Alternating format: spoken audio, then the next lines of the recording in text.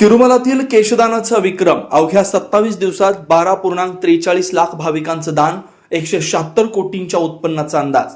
आंध्र प्रदेशातील तिरुमला येथील श्री व्यंकटेश्वर मंदिर हे जगातील सर्वाधिक श्रीमंत आणि भाविकांच्या श्रद्धेचं केंद्र मानलं जातं. भाविकांकडून होणाऱ्या रोख दान, सोने चांदी, हिरे जड जवाहिरी यांचा मंदिराला मोठ्या प्रमाणात मिळणाऱ्या केशदानातूनही कोट्यावधी रुपयांचं उत्पन्न मिळत असल्याचं पुन्हा एकदा समोर आलंय.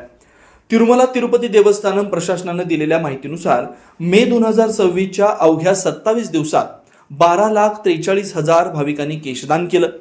ही संख्या मागील 2 वर्षांच्या तुलनेत लक्षणीयरित्या अधिक असून केशदानाचा नवा विक्रम मानला जातोय. तुलनेसाठी पाहिलं असता मे 2025 मध्ये 10,18,000 भाविकांनी, तर मे 2024 मध्ये 10,65,000 भाविकांनी केशदान केलं होतं.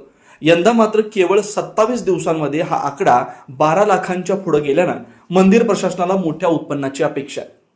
टीटीडीच्या अंदाजानुसार 2026 या आर्थिक वर्षात मानवी केसांच्या विक्रीतून सुमारे 176 कोटी रुपयांचं उत्पन्न मिळू शकतं.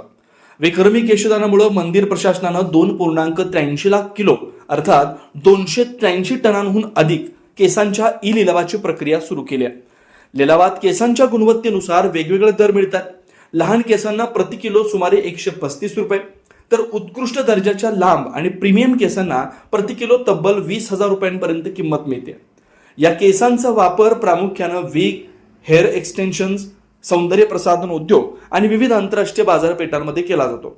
तिरुमलातील हा विक्रम भारतातील धार्मिक स्थळांबद्दलची भाविकांची नितांत श्रद्धा अधोरेखित करणार आहे.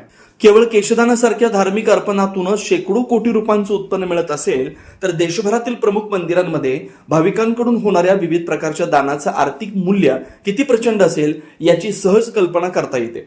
श्रद्धा, परंपरा आणि व्यवस्थापन यांचा अनोखा संगम तिरुमला मंदिरात पाहायला मिळतोय. जगभरातील धार्मिक संस्थांसाठी हा एक अभ्यासाचा विषय ठरतोय.